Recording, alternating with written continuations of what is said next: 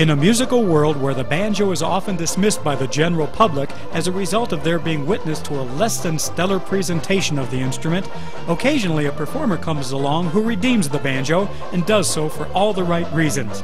Being honored for his role in banjo promotion, Bill Pincumbe is one such individual. Born in Flint, Michigan, Bill Pincumbe began his musical journey as a youngster playing the accordion. However, after hearing the legendary Mills Brothers as a teenager, it was singing which interested Bill, and he left the accordion behind. As a member of the Flint Police Department, while his own performing aspirations were sidetracked, Bill lived a vicarious performance career through the recordings of the Mills Brothers, as well as a nostalgic group which featured the banjo called Something Smith and the Redheads. Be sure it's true when you say I love you. It's a sin. Their recording of It's a Sin to Tell a Lie triggered a reaction within Pincumbe, which took a life-changing admission to reveal. After years in law enforcement, Bill found himself spending too much time in taverns and faced the fact that he had a drinking problem. Turning to a physician for help, one simple suggestion was that he find an activity which would take the place of going to a tavern. Subsequently, Pincumbe saw a newspaper ad offering banjo lessons, and recalling how good a banjo sounded accompanying the singing of Something Smith and the Redheads, he thought he'd give the banjo a try. From that point forward, Bill was a true banjo fan as well as a student. He became an active member of the Flint Banjo Club and also began seeking out banjo performers and venues throughout the Midwest. In this process, Bill discovered banjo sensation Johnny Ford. Known for his impeccable musicianship and engaging stage presence, Ford welcomed Pincumbe's weekly trek from Flint to Detroit to take banjo lessons.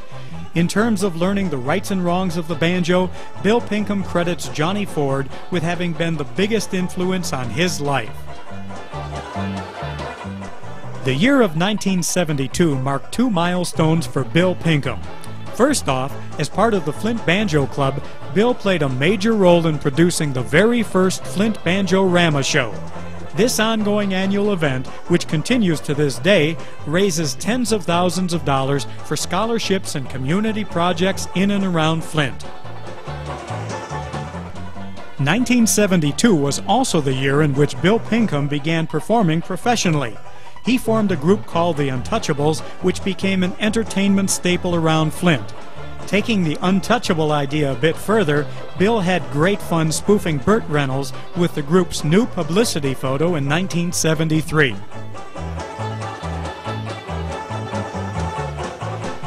During this time, Bill also embarked on a memorable banjo pairing with the late John Neubauer. Their duo worked together for 8 years at popular area night spots such as Little Joe's and Jimmy G's, as well as the Flint Banjo-Rama. In contrast to his profitable musical endeavors, Bill Pincumbe was developing an ever-increasing awareness of the banjo's potential to support charitable and nonprofit causes. Acting on this belief, in 1980 Bill joined the Shriners and formed an entertainment unit called the Banjo-Tainers. In the course of performing at parties, civic events, and parades, the Banjo-Tainers raised thousands of dollars to support the Shriners' children's hospitals and burn units. After retiring from the Flint Police Department in 1987, Pincumbe moved to Venice, Florida to devote more time to the banjo and entertaining.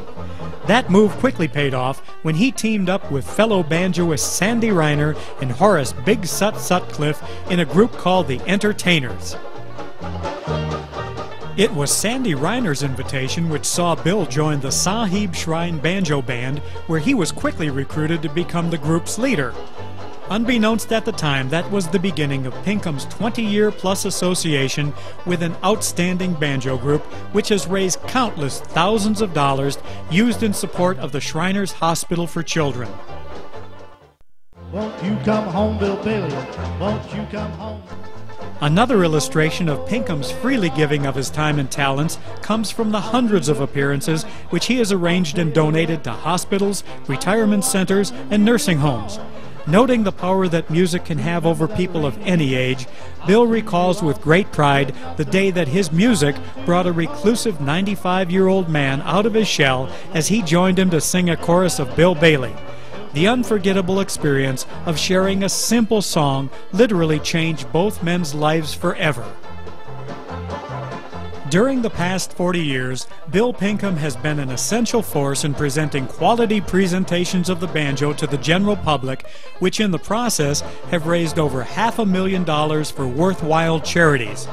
While this individual recognition is shared by the many musicians, wives, and supporters who have contributed to such an admirable body of work, the vision and dedicated leadership of banjoist, vocalist, producer, and promoter Bill Pincumbe is unquestionable.